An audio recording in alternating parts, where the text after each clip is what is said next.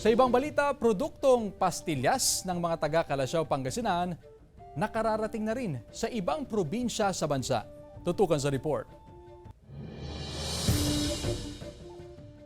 Wala na raw oras para makipagmarites ang ilang kababaihan sa barangay Macabito, Calasiao, Pangasinan dahil abala sila sa paggawa ng matamis at masarap na pastillas na paboritong panghimagas ng marami. Ang kita kada araw umaabot sa 300 hanggang 500 pesos depende sa bilis sa trabaho.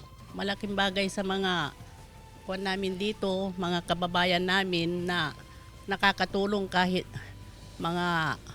may mga anak, may mga pamilya nag-aaral, malaking tulong sa kanila.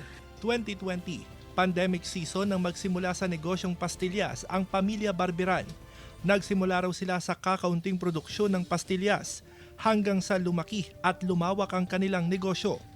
Simple lang ang sangkap sa paggawa ng pastillas gaya ng buttermilk powder, asukal, pampalapot, kinayod na buko at liquid flavorings tulad ng ube at strawberry.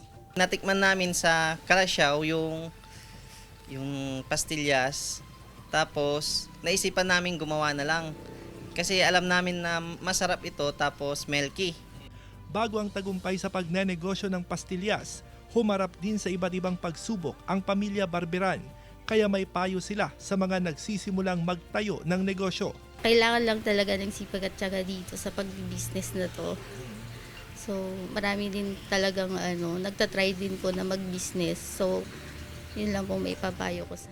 Kasama si Henry Domencil, Russell Simorio, One North Central Luzon.